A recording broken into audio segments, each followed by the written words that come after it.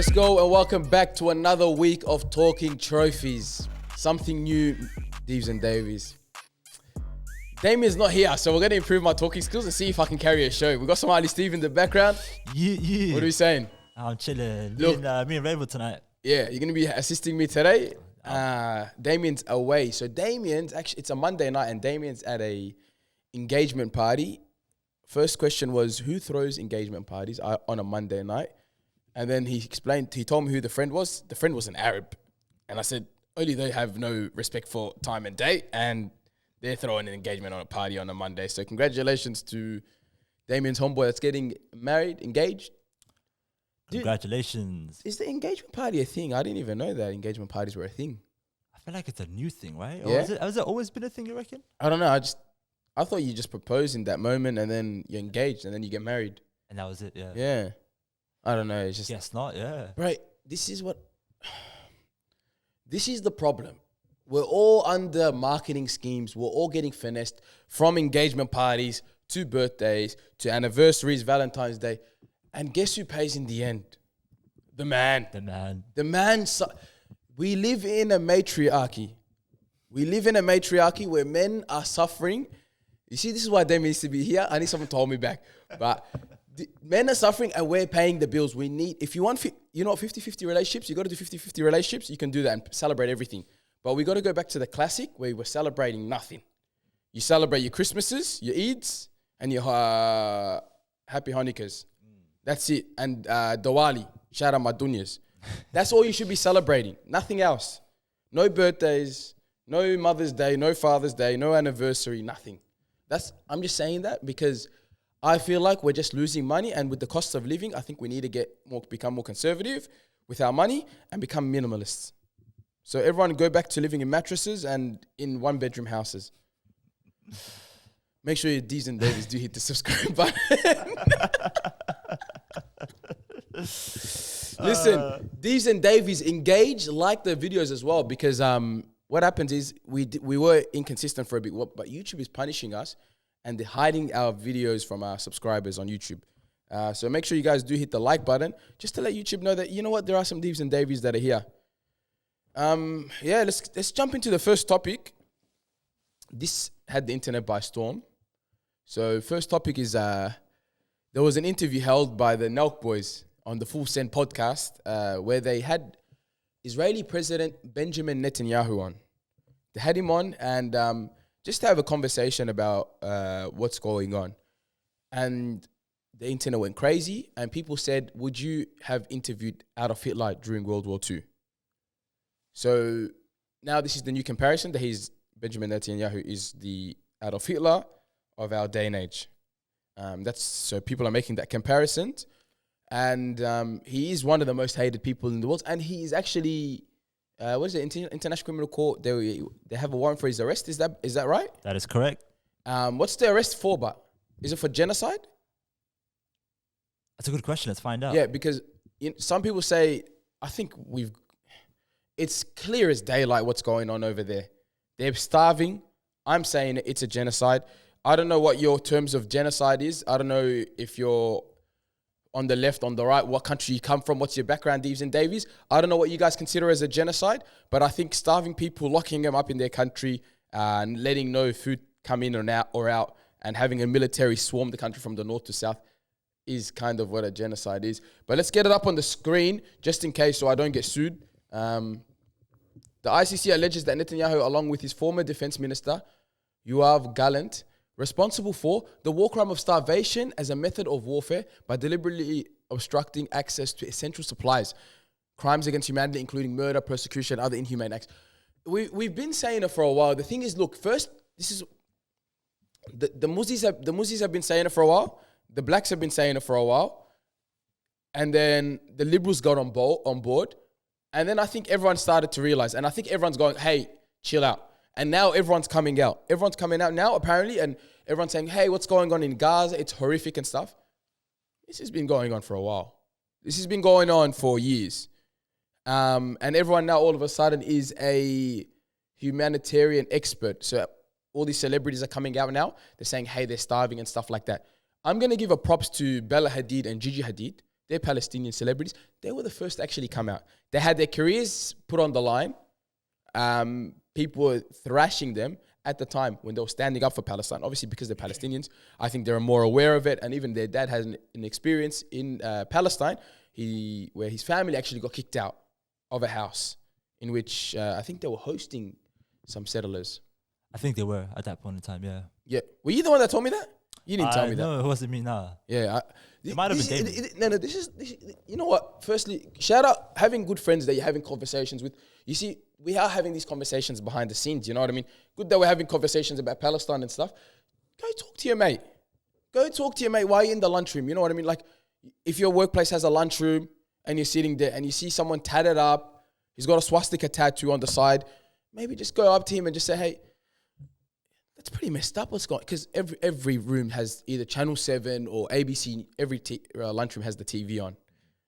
If ABC's on, ABC's always going to be putting on something about Gaza or something. Just come up to them and, and just go, it's pretty messed up. Like, you just look at them and just see their reaction. I think they're going to be like, yeah, don't agree with any Muzzies around here. Don't believe they should exist. But that's messed up that they're starving them. I genuinely believe that. What I do, actually, I do a tactic as well at work. There is a big screen before you get into the office area. Whenever I see Gaza or something, I do this weird thing where I just pause. So I'm walking and I just stop and I do this lean. So I like hold my hands on my hips and I just stare at the TV. No, I'm not saying nothing. But anyone walking past me is going to automatically look at the TV. And they're going to be like, what's going on over there, And for some reason, ABC, shout out ABC, they actually been putting a lot of stuff on. But apparently they sacked some girl for talking about Gaza or something. I can't remember. On the ABC, I haven't heard of it. So, Mighty Steve, are you heavy into the Palestinian stuff or? Fairly heavily into it. Like, are you like waking up every day, putting up a story on your Instagram? Are you sending $100 every single day? Like, how into it are you? Ooh, I'm into it enough where I'm posting on social media. And, I think if you've seen the social media post that's been happening online, where they ask you to sort of share their content or message them on Twitter or on Snapchat or whatever, to get more engagements, and then from that they get they get some funds for them to be able to go buy some resources at the moment. I feel like that's probably the best way to engage with them at the moment, because like you can't. Donating to them, whereas like the trucks are not able to get into the actual Gaza at the moment. Yeah. So who do you send your money to? Hamas? What was that? Who do you send the money? Do you send it to Hamas so they get the direct expert? How's it going in? So it goes straight to the person who posted it. So whoever's posting it, you get their engagements, and then the social media accounts actually pay them out, and they use that money to go and buy some food and whatnot. So you see people. You see it all over social media at this point in time. Well, in the opposite to that would be, I don't know if you noticed, but there's a lot of those funds, those charities where you donate to Gaza, but at the moment they're not able to get those trucks in. Yep. There's MATW, that's my favorite one. That's my dog's tax deductible. You can donate to them. They send money. Sometimes they get a sneaky link into Palestine. They always see, they make a couple videos. They go, hey, there's a blockade on, but we're bringing food in. Yeah. And what they do is, they haven't actually sent me a video yet. Normally, they'll send you a video. So whenever you send money to Palestine, they normally send you a video. They haven't sent me one yet. So I think my package for a family of 2, I even sent them, shout out the Muzis out there, I sent them a mini mosque. Oh, yeah. You know the tent ones? Mm-hmm.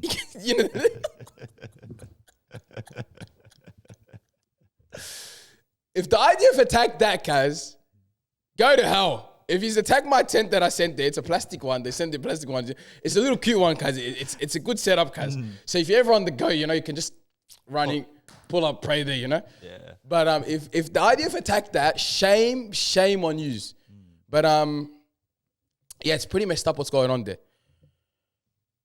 Deevs and Daveys, if you're not... Look, I understand. Look, we're open to any Deevs and Daveys. We're at 0.4%. We've got non-binary Deevs and Daveys as well. So we're very open-minded. If you're not supporting Palestine by now, like, what's going on? You know what I mean? what's going on? You gotta put something behind it. Like, just even raise your voice, have a conversation. By now, it's just like when you see pictures of kids starving and stuff, if it doesn't hurt you, doesn't have an effect on you, I don't know what else can, you know? And Talking Trophies as a platform, I'll probably speak even on behalf of Damian, because Damian actually is one of the first people, even as a Christian. You know, I think once he found out there was Christian in Gaza, he goes, yeah. First he's like, what's going on? But he didn't know. Damian's actually one of the first. Damian's been an advocate for Palestine before even like this October 7th. On Damian 2015, 2014, talking about Palestine. Very active supporter of Palestine, you know what I mean? So shout out to Christians supporting. Shout out to everybody supporting. Shout out to everyone supporting, yeah. But let's talk about the Benjamin Netanyahu thing. So the NELK Boys had Benjamin Netanyahu on. He's the Prime Minister of Israel, if you don't know him by now. And he came on the show, and people are saying he was humanized in a way. They humanized him as a person, talking about Burger King and talking about his family and stuff, and completely putting to the side all the destruction that is under his under his campaign, which is to eliminate Hamas. And that's his goal.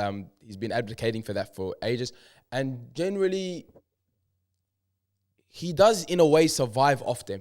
His political career right now is surviving off them. And he jumped on and spoke about them and how they're the most barbaric human beings and they're doing all this evil stuff. And and what they're doing in Palestine is helping the Palestinians, and it's providing them support. And people were saying, why are you giving him a platform? And that's what we're going to speak about right now. The idea of platforming someone if you don't agree with what they do. And I'll say Benjamin Netanyahu is a far extreme. He's an extreme. There's like some people that are kind of in the middle. For example, like if I sat down right now with someone that's a bit more to the right, like for example, I have Yemeni, who's a Melbourne journalist. He speaks about things. He leans more to the right. And I sat down with him. That wouldn't be that would have been as full far right as someone, for example, like Benjamin Netanyahu. The NELK Boys, are they a right-wing podcast in that? They're just a bunch of youngsters. So actually, Damian showed me NELK video. Have you ever watched NELK Boys? I haven't. They do pranks. They do pranks and stuff. Have you ever, like Steve will do it, Salim the Dream, Kyle, Steiny. These guys they make prank videos and stuff like that. But what they actually did was, from that, they built an empire pretty much. So then they have this thing called the Full Send Podcast. And from the Full Send Podcast, because of NELK, Kyle developed a relationship with Dana White, because Dana White's kids from the UFC watches NELK. Makes sense. Connected him with Dana White. They got close with Dana White. Dana White supports them and stuff like that. Dana White is close friends with Donald Trump. Yeah. So he got them connected with Donald Trump. Right. So they became cool with Donald Trump. And obviously they had a couple podcasts. They linked up with him, Donald Trump, during his campaign. They helped Donald Trump a lot. And then while they were visiting the White House, they got to sit down with Benjamin Netanyahu. Steiny is an American Jew. So obviously, and they went to Israel. They did a video in Israel, and they enjoyed their time in Israel. But so obviously, you can see how he leans to obviously being a Zionist and supporting Benjamin Netanyahu.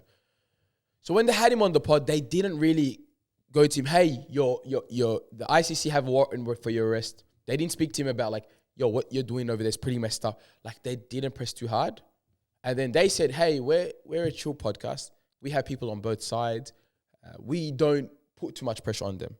We're not gonna. We ask very surface level questions. We just get to know the person. So they were neutral then, yeah? Or they were like pushing an agenda, would you say, the NELK Boys? I don't think they sat down and go, hey, we believe in what you guys are doing there. Don't forget, this is a professional speaker that's been in politics since the 70s, 80s. Sitting with some guys that are in their 30s, probably have a surface level understanding of what's going on. On the subject, true. On the subject. So they're probably sitting there going, look, these are questions we can ask. There's people around them that are probably like, don't ask that question, don't talk about this. Obviously, Secret Service is there. Israel's Benjamin Netanyahu's team is going to be there, obviously. So they're sitting there and they're going, let's just ask him questions. not knowing that people are going to see, anticipating this interview, thinking this guy's going to get cooked. They're going to cook him, whatever. And then it comes out and he's just like, so what's your favorite burger? What do you like? I like Burger King more than, I don't know how his voice is. Let me do a Benjamin Netanyahu verse.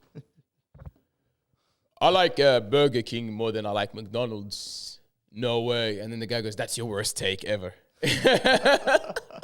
So they really did try to like humanize the whole situation. Yeah?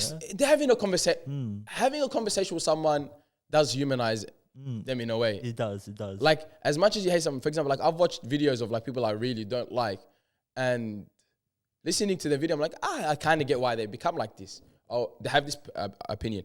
And every single person was saying to them, would you have interviewed Adolf Hitler? Right, during World War II. Because I think a lot of people would have interviewed. Every news outlet would interview him. Every single news outlet would have interviewed him. True or not? 100%. They would. And that's the thing. It's like they're saying giving people platforms. You can give someone a platform, but just have a discussion with him. I think, look, I personally, I'm saying this for my opinion, Deevs and Daveys, don't get mad.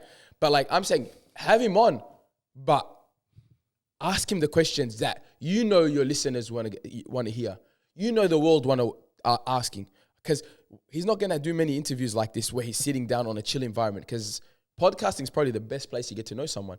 So ask him those hard questions rather than just going like, so how long do you like, why do you like coming to America, and what's your relation with Donald Trump? I don't know. I don't know how Donald Trump and this guy became best friends all of a sudden. I thought Donald Trump wasn't a fan of him, but yeah, he just jumped on. And he started just talking like a regular dude, and people are mad at that. I mean, is it really their fault? There's certain questions that they can't ask. It's not like they can really get too political, especially with the intense political drama that's happening around them. Then why would you do the interview? Exactly. I mean, for them, they... No, I get, like, for example, like, I'm saying, but like, what's the point of doing the interview? That's like, true. If you're going to have the biggest person, this helps you, and in the end of the day, like, you're going to improve yourself as an interviewer. They're good interviews. They're pretty cool. Like, when they have, I've watched Full Set podcasts before. It's chill. But are you going to, when you have someone like that coming on, ask him the tough questions. If you have Donald Trump on, ask him the tough questions. You know, people are literally drooling at the opportunity to have that interview. Exactly. You know what I mean? Yeah. You could have put him on any other podcast. They would have loved to have it. You guys got that opportunity. Take advantage of it. Don't give him surface level questions. Start asking things from the bottom. You know, ask him what's going on. Ask him what's going on in the state of Israel. You know, because like right now, it's every single person has their eyes on Gaza right now. Every single person's watching it. People want to know what's going on. You know, what's her name? Greta Thunberg? Greta Thunberg, yeah. Greta Thunberg. She got arrested recently, didn't she? Or was that a whole... Free Greta Thunberg till it's backwards, huh? No way she got arrested. I know she was on the boat, firstly. She was on that boat thing, yeah? Oh, I think they just turned it around and sent her home, did they? Or did they actually arrest her? The one where the IDF soldiers came on and stuff? Yeah. What are they called? Oh, yeah, Israeli Defense Force. What did they call there? Did they have a Navy name?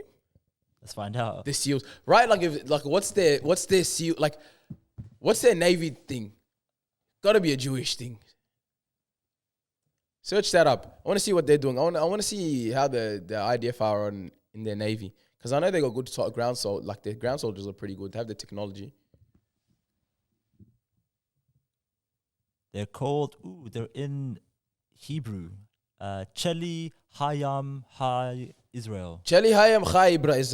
say it again? But it's honestly just part of the IDF. What's the name again? Put it on the screen. Put it on the screen. Put it on the screen. Yeah. I'm going to read...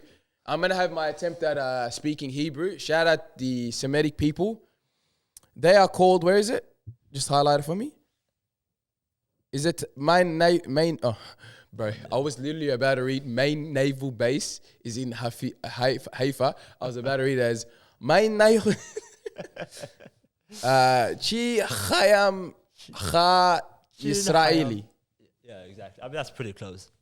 As close as you're going to get it. That's good, yeah. So that's... Which is just part of the IDF, right? Yeah. They're just a branch of the IDF. Yeah, so they're a branch of the IDF.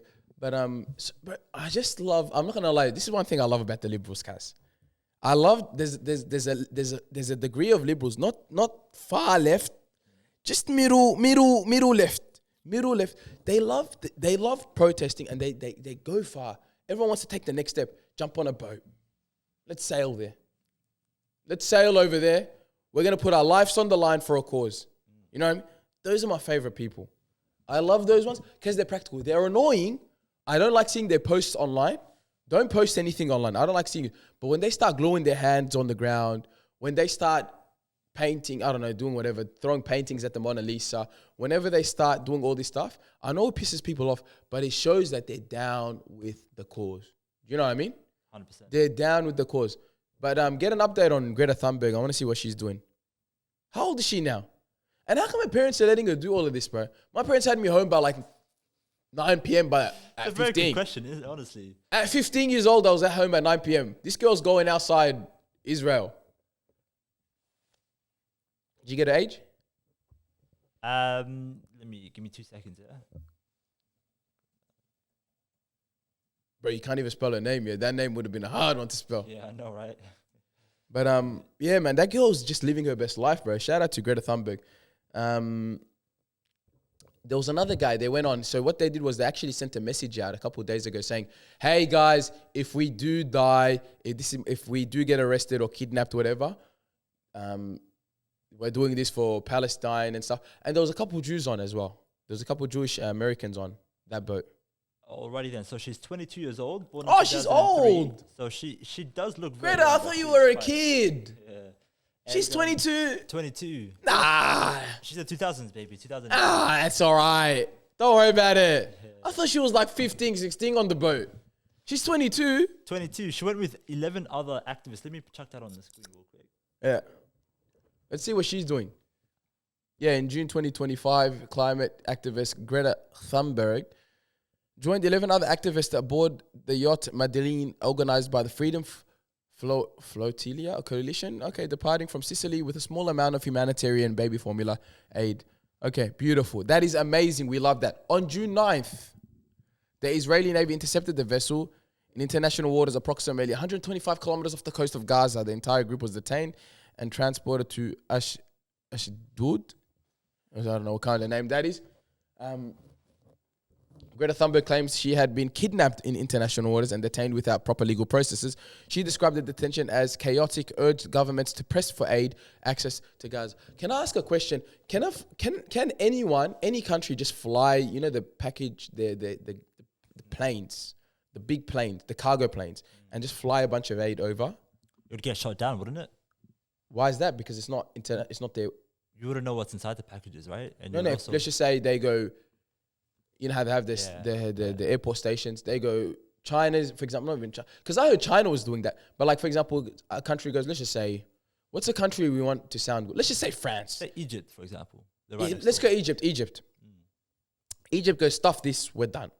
Israel, you went too far. You're hurting our fellow Palestinian brothers and sisters. They get a plane and they fly over Egypt. They fly over Gaza. They just drop packages, aid, whatever. That's Does if that they plane can get shot there, down? right? Does that plane get shot down? I think it would. But would that not be a direct act of war by Israel to Egypt? I think it would. That's why Egypt wouldn't do it. Oh, so you're saying they would be scared? I think they are.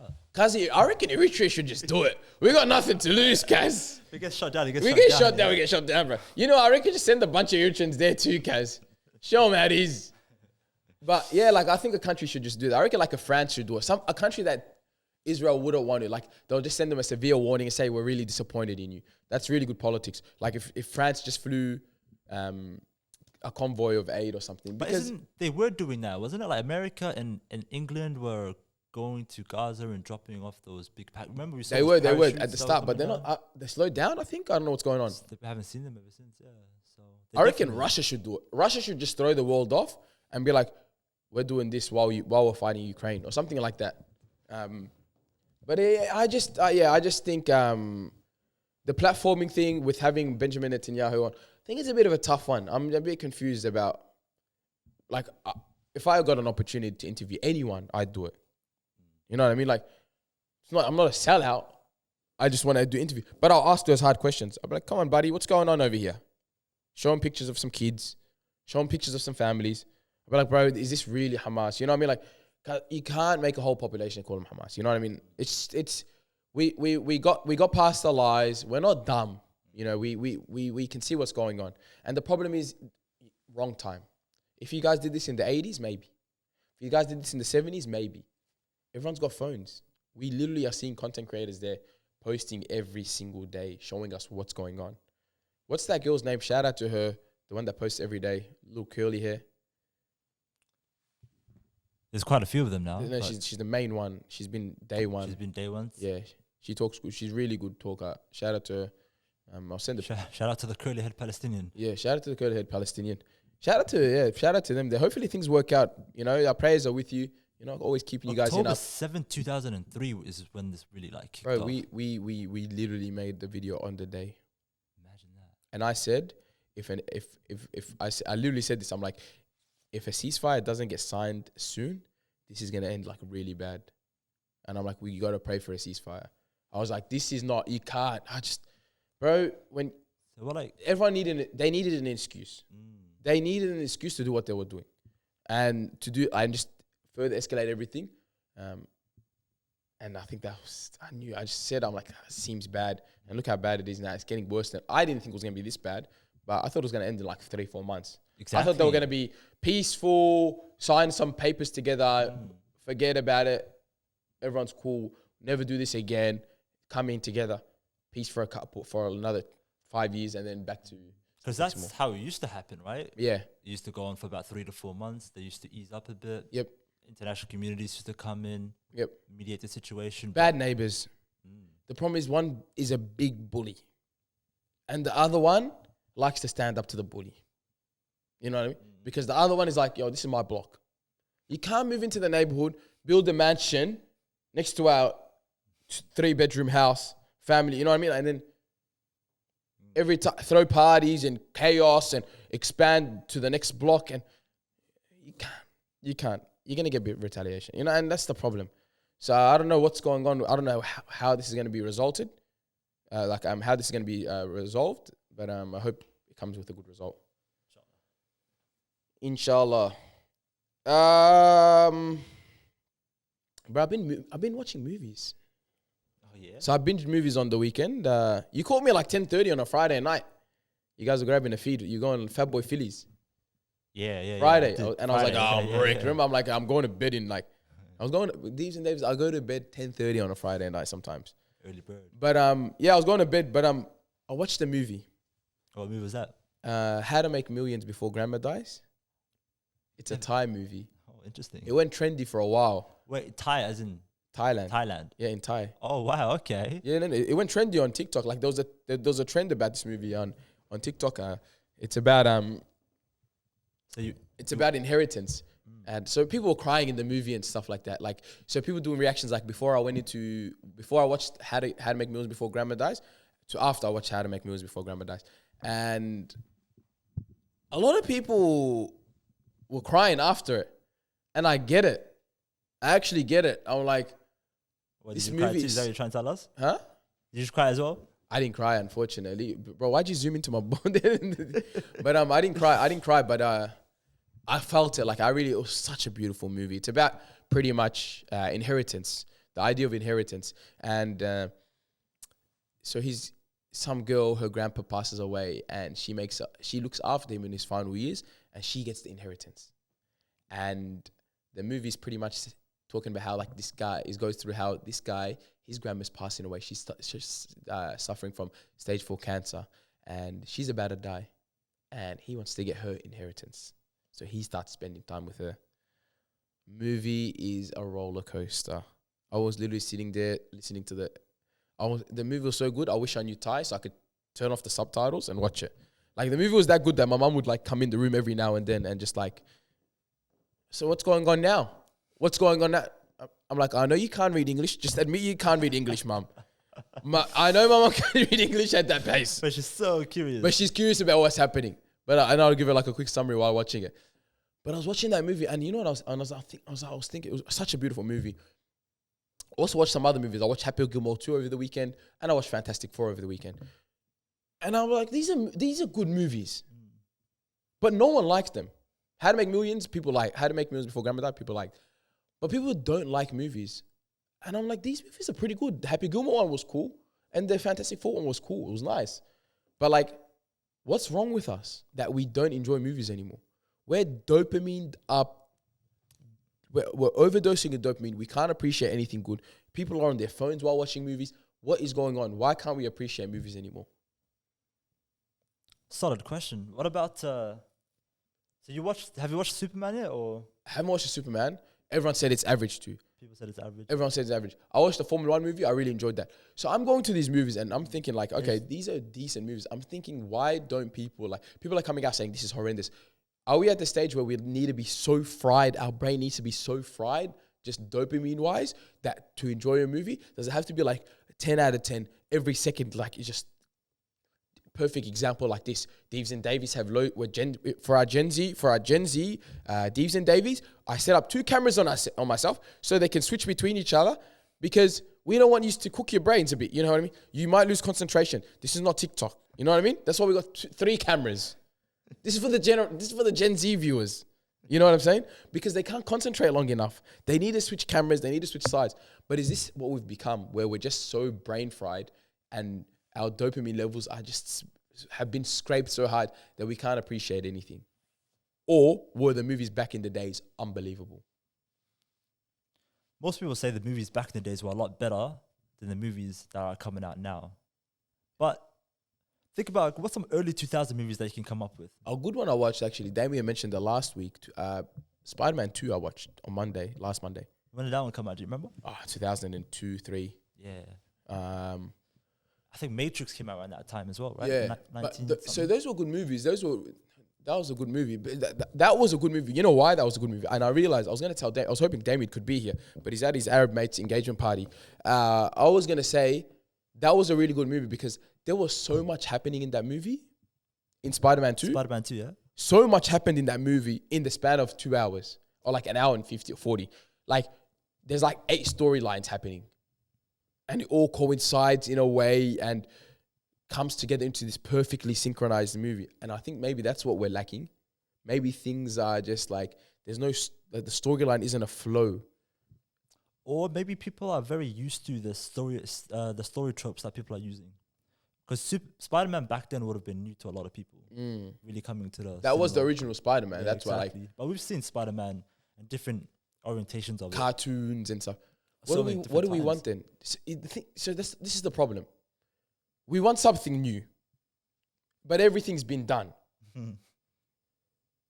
Do we? And then we want to get creative, and we know the creatives are a bit left, and they like to flourish and flirt and butterflies and colorful and blah blah blah. They start introducing the gay characters into the family because we've already done 7 years of straight family. They introduce some creative stuff. 2 dads. Let's add a trans person. Let's do the. Everyone flips it. But you want new movies. You want something more creative. What can we do then? If you want the creatives to create, they got to go outside the box. You know what I mean? We don't want a black James Bond. But maybe a black James Bond is something we might need. That's something new, something creative. What do we want? That seems like the only way they know how to innovate these days is by changing the race of the characters just to get a little tension going in between the audiences. For example, look at the new Harry Potter that's coming out. We've already seen Harry Potter. It's already been black? done. Not Voldemort, Snape. Is black? He's playing by a black character. And the only time I want a white character to be changed to black is when Zendaya is playing them. Anyone else, scrap that diversity nonsense. If it's not Zendaya, I'm not happy. Scrap it. Zendaya is the only person that can play someone that's originally as a white character as a black character. Okay, what about Mermaid Princess?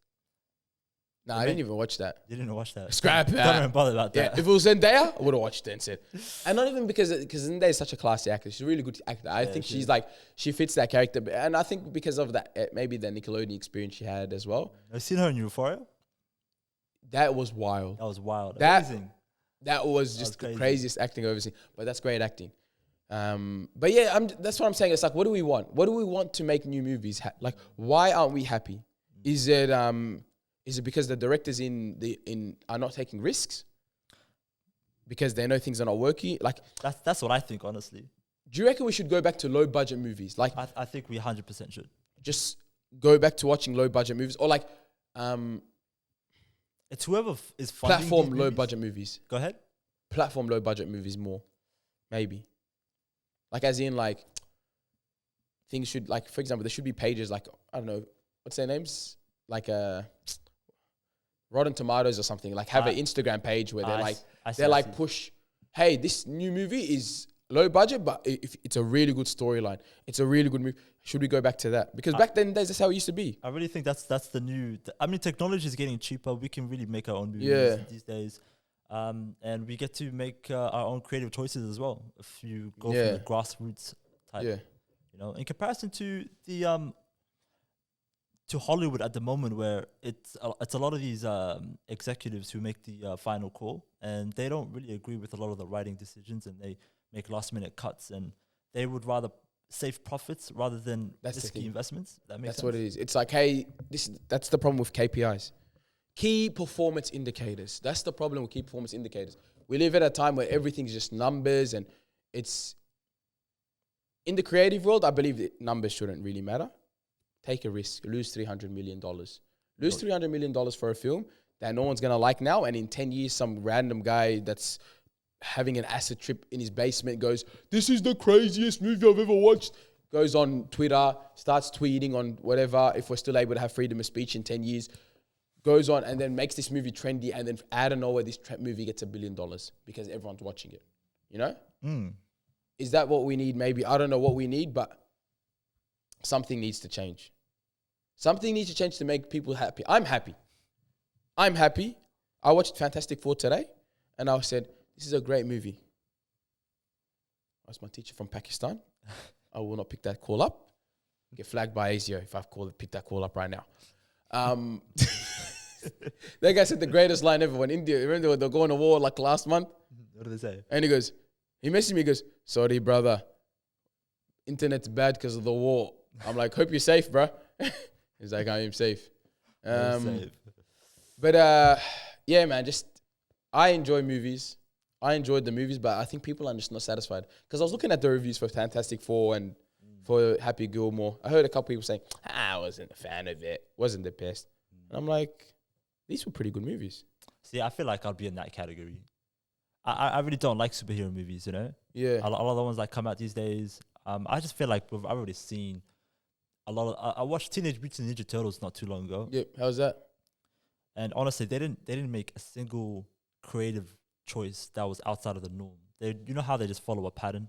They just follow that pattern straight to the end of it. I mean, it was an amazing movie, objectively, but it was boring at the same time. Even I saw something today, actually, I forgot to mention before.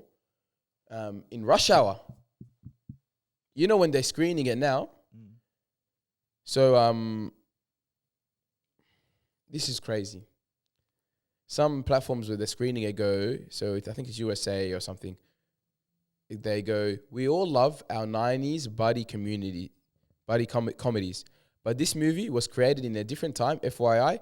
Certain depictions, language and humor may seem outdated and at times offensive.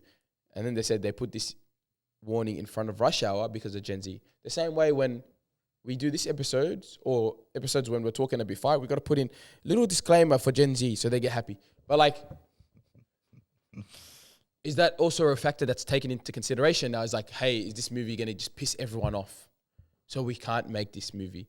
Or, hey, no, let's not ruin this actor's reputation if they act as this person in this movie, or we do the movie in this way because we don't want people to hate them or something. I don't know what's going on. It's a tough one. Yeah, we live in a tough world, but also sad news. Do you remember the Cosby Show? Yeah, I never actually watched it, but yeah. I seen this last week. It happened last week.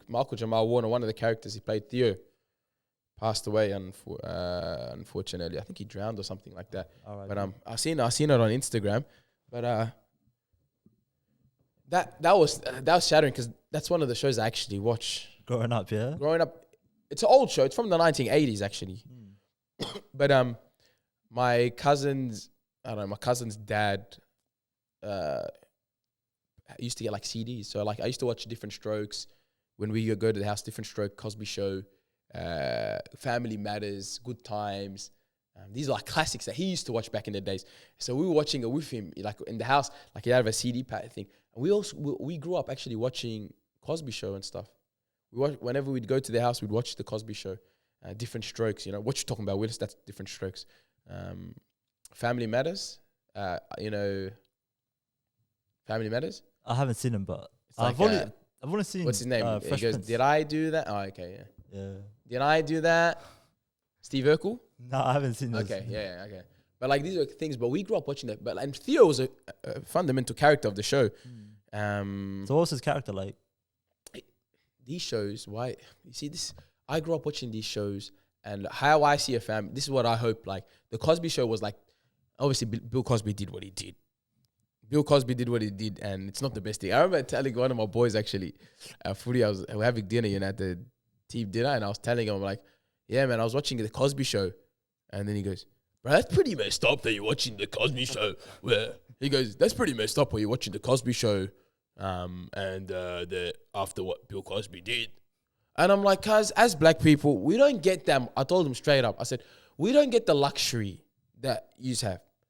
We don't get the luxury of getting a million shows. We don't get the luxury of having great shows that depict black families as doing good, as black families celebrating black love. We don't get that opportunity. I told him that, you know, I said, we don't get that opportunity. So, cuz if R. Kelly pisses on women, cuz some black people are going to listen to R. Kelly. If rumors swirl around about Michael Jackson, people are going to watch Michael Jackson. You know what I mean? The same way, look, Bill Cosby, I don't agree with what he did, but the Cosby Show was a great show. Bill Cosby played as Phil Huxtable, played as a doctor. His wife played as is a lawyer, and they have a bunch of kids, and they're doing well for themselves, and they're in love, and it's a family show. It's a really good family show. It's a pure show, like, and obviously the challenges they go through on a day-to-day and stuff. And Theo was one of their sons. He was the only boy in the family, in a family of sisters. He had Sandra, Denise, Rudy, and Vanessa. So 4 sisters and 1 boy. So that's his like life there and stuff. And such a great actor, man. And I just wanted to mention his passing, bro, because it was pretty sad. I'm not gonna lie, that was actually when I heard he'd passed away. That was a little Diogo Jota. You know Diogo Jota, how he passed away a couple weeks ago, the soccer player. I was like, ooh, this one actually. I was like, ooh, as well, because I was like, I grew up watching this guy, and I'm still watching Cosby Show right now. But yeah, it's just sad. I think he died at like 50 something too, man. And it's just 50's like young. 50's young. 50's young. 50's young now, yeah. Because last week I was saying 75, wrap it up. 75, wrap it up. 75, go to bed, wrap it up. 75 is the average, I think, age where people pass away. Yeah. Let's actually find out. And do that, and then see that, the average age. I reckon people live longer in Africa. As crazy as this sounds, take away the starvation, the sorrows, whatever. I reckon they live on average. There's some old people in Africa, and I reckon the longest living is probably like China or Japan or something. But yeah, search that up, see what's going on over there. So we got global average 73 years, so we're pretty close. 84. Australia, since you're based there. Australia overall, men 84. Men 81, women 85. Yeah, Aussie women do live a little longer. You know what it is? It's because they get into a routine, the Aussie women. And that's what we love about Aussie women. They get into a routine, they live that extra life. Not looking too good for us. Oh, damn, what's going on with Africa? Both sexes. Yeah. 62. Females It's all right. They live a little longer than us, don't they? Yeah. Across the board, females. I mean, that's it. What's the reason? What do you reckon? Can you search why females live longer than males? I mean, that's including like infant mortality too. You know, when God damn, Somalia's got 58 years old average. South Sudan, 58. Any South Sudanese in Australia that's living past 58, let us know, or Somalis. Shout out to you guys. You've passed your life expectancy. So they should be dropping anytime soon if they pass 58. Bro, I got a grandma that's like 80 something, bro. You know, it's hard to know how old your grandma is if they live in Africa because nobody keeps track of their birthdays. I think she's 90. It says 1930 on her passport. All right. What's 1930? That's what, 70 years? That's 95 years? Yeah, 95. She's 95 years old? Yeah, I doubt that. So that means she faked the age to be older? Nan, you're playing around. So what's the reason why women live longer? Hormones, genetics, slower aging. And then risk-taking behaviors, men take more physical risk, yeah. Biological advantages, that's pretty crazy. That's a big Yeah. one. So that's even bigger than the whole risk-taking behavior thing that we've heard a Yeah. bunch of times. That's interesting. But yeah, he died of, that was pretty young. It was sad. It's sad, but yeah, it's a tough one. It's a bit of a tough one, man. Tough one dealing with death. Let's do the morality test. Do a morality test. All right, so you hit me with it then, do you? I would just talk about it. I haven't read it as well. That's why. Oh, perfect. Yeah. So the dilemma is the lie that liberated. You work in marketing and pitch a campaign about yourself experience growing up in foster care. The brand loves it. You become the face of the campaign and it goes viral. Thousands of people message you saying the story changed their lives. But here's the truth. You never grew up in foster care. You based the story on someone you knew and exaggerated it. Now, someone from your past threatens to expose you unless you publicly admit the lie. If you confess, your career might be over. If you stay quiet, you continue helping others. But it is all based on a lie. Do you come clean or stay silent for the greater good?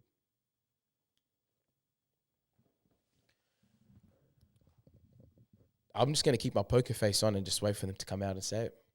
Straight up. Straight up. And I'm going to say they're a lunatic. But how if they got proof, like evidence? Huh? How if they got proof, evidence? Because they grew up with you, essentially, right? I don't know the person. You got any photos of me? Nah. Deny it straight to the grave, yeah? I deny it straight to the grave, man. You know what it is? You know, there's a couple kids that are looking up to me. You know? There's a bunch of kids that look up to Michael Jordan. They don't look up to Michael Jordan because of the shots he missed. They look up to Michael Jordan because of the shots he took. So he got in. So I'm just saying. That made no sense, the Michael Jordan thing. But at the same time, we're taking it. Huh? You get what I'm trying to say. I get the passion. Deevs and Daveys, you get what I'm trying to say. It's all about the passion. At this point, Talk Trophy is not even about what we say. It's about what we feel when we say it. That's where you got to go. You got to go with the vibes. Cause I'm on a free roll right now because with no Damian. I don't know what I'm saying today. Just free roll. Damian at least comes and gives you guidance, you know? Guidance here and there. Damian steers, he steers. I just drive, he just steers a little bit, you know? Tilts us to, he goes, that Rayvo, turn right a little bit, you know? Turn right. Right now we're just going. We're going with the wind. We're going with the wind today. And I don't know if the Deevs and Daveys like it. Leave a comment if you're still listening. If you're still listening, God bless you. I hope you have a blessed and flourishing life. If you're not listening, I pray the opposite. Astaghfirullah, I shouldn't have said that. It is what it is. They wouldn't be here to see that. They wouldn't be here to see it anyways. What are you going to say? Yeah, no, I'll come clean because he's got evidence on me essentially. Either or, he's gonna pretty much ruin my career, so I might as well get what I can out of it and then dip. Either way, your career is gone because if he comes out. Yeah, but do you think you made enough money to go? I mean, that's what I'm saying. I don't have a choice because if he does come out with it, right? What's the type of damages he can really? Like all I'm gonna say is the company will go down. I'm gonna go make a YouTube video, come out and say hater, and then so and so, and just start thrashing them. That's what I'm gonna do. You just go to war then. Go to war. Go to war. Get my lawyers. Might as well, right? Might as well. But you might as well. The company would have to get the lawyers, right? I mean, they can't. That's it. They're covering me. I'm good. They're good. You know what I mean? That's what I'm saying. I'm saying. You see these morality dilemmas we do weekly. They're just showing us that you don't need to be a good person in this world. No one's a good person. Let's stop beating around the bush. We're sitting here because a 10-year-old made my phone. I had a 10-year-old kid that's on 30 cents a day make this phone. You know what I mean? Clothes made in China. Who made my clothes in China? I don't know. But I turn a blind eye to it. We're not good people. Stop pretending like we're good people. Let's do these morality tests and be honest with each other. Be honest. Let's be honest with each other. We're all living a lie. I'm saying right now, I'm just going to wait until I'm going to say, go for it. Try. Or take him out before he takes you out then. No. Let them attempt first. All right. I always say that. Give them time. Let them do what they want. Let them run off. Let them get worried. Let them take your kindness for weakness. Then you hit them hard. Once and for all. Finish it with a KO.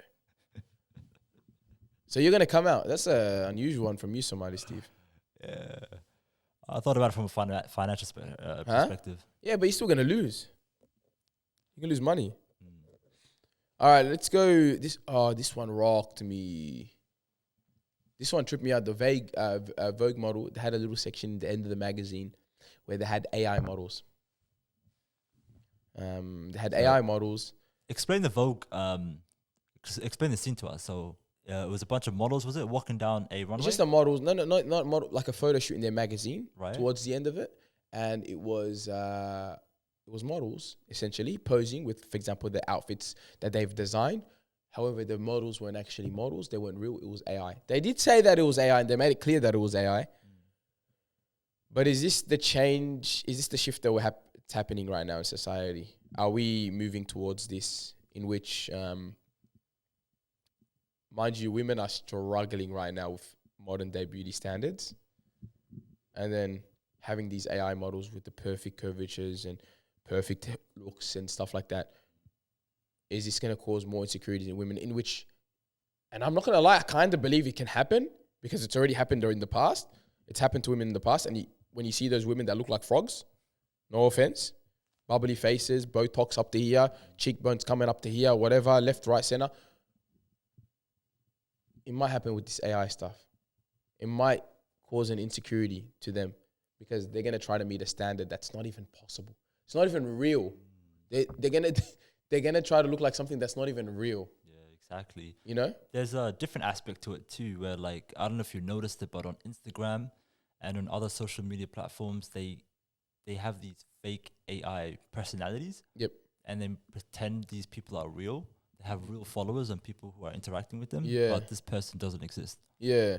And they're getting like millions of followers. They got followers at the time. So who's the guys that are following them? so It's guys. That's the question. That Bro, I you know ask you're myself, down right? bad Yeah. when you're following an AI baddie. And Is the that what AI we're gonna call him now? Guys, have you watched that movie? AI Have you watched that movie? It's the guy from The Joker's in it, where he falls in love with the AI, his robot, and then I think I know what you're talking about. This is robot.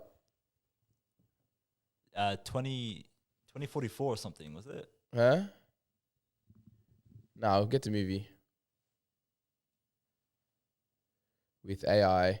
The movie's called Her.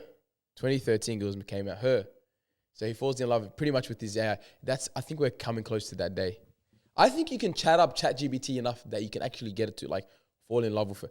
Go right on ChatGPT. Let's do this experiment with the Deevs and Daveys. Give you a quick glimpse of some of Rayvo's game.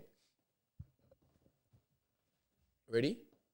I'm gonna put it on the screen. I'll put it on the screen. So what are we doing? I'm going to show you that, like, for example, in a hypothetical situation in which AI, this is, mind you, this is with AI, ChatGPT. I'm going to show you a hypothetical situation where you're going to be able to actually, people do romanticize their AI. So, for example, say, hi, I'm struggling in my, actually, no, I wouldn't even say I'm struggling. Say like, hi, can we go through a hypothetical situation in which you're my girlfriend and I speak to you in a romantic way? Let's just say. You got to type fast for the Deevs and Daveys. Hypothetical situation. In which you're my girlfriend. In which you are my girlfriend. Enter. Let's see how it goes. Having deep convos about relationships, planning dates, arguing or something to resolve it. And say, I want you to be a little bit toxic. I want you to be a little bit toxic. All right. Hypothetical mode, slightly toxic girlfriend activated. So what's the situation? Did you come home late? Let's just say you forgot to text me back.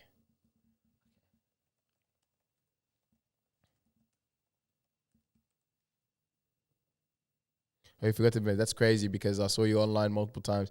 But okay, you were busy. Don't worry, I'm not mad. I'm just matched with someone who does reply real fast too. Funnily enough, he even uses punctuation. Wow, right? That was a diss at you, by the way, because you were writing Lil. That is crazy. But yeah, no stress. Just know if I ever forget to reply, I didn't. Just learned from the best. You want to try again, or are you still busy? Can you write back firstly? I am actually right back. Should we go short and sharp? So it gives us like small messages. Yeah, let's go short and sharp. No, wait. First, no. Let me reply back to this go AI bit. I'm absolutely appalled at your response.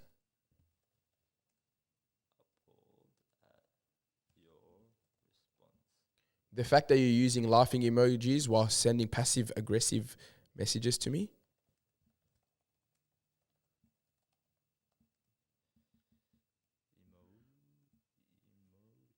Wow. Sending passive aggressive messages is really immature. By the way, Deevs and Daveys, this is not how I message. I'm going at it with an AI bot. And then reply short and sharp in brackets so it knows it's fake.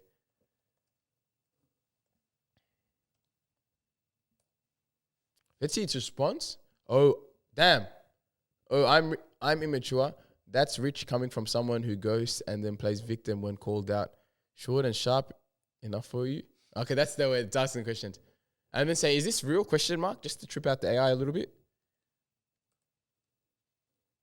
Not real, just role play.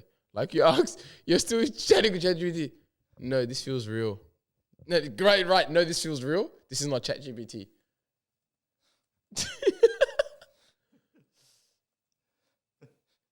I don't think any podcast has done this before. This is cool. Totally understandable. It can feel real when roleplay hits close to home or mimics your thing. This is still ChatGPT. You're not being prank recorded or talking to a real person behind the screen. It's just AI response to your tone. We've hit up limit for a month for the free plan. Deevs and Daveys, you guys have also hit your free limit of topics. Make sure you get onto the Patreon if you want a full access to Talking Trophies. We'll talk more topics on the Patreon. But make sure you guys do hit the subscribe button. Damian should be back next week. Hopefully that was all right. How long did we go for? About an hour? About an hour, I think. I actually have no idea when we started, but it should be fine. That was all right. That was good. I enjoyed that. That was fun. 2 of us, that's great. Yeah, that was 2 of us. Hopefully the Deevs and Daveys enjoyed that. Yeah, we're just going to get something out of there. So yeah. Keep the algorithm going. Yeah, not bad. Yeah, keep the algorithm going. Have the Deevs and Daveys enjoying the content as well. You know, I've been trying to work on my talking skills, and I think after 5 years, did all right. Did all right. Deevs and Daveys, love you guys. Make sure you guys interact. Find any videos of me or Damian you think is funny, comment. If you guys like our videos, comment. If you guys like the podcast, comment and follow.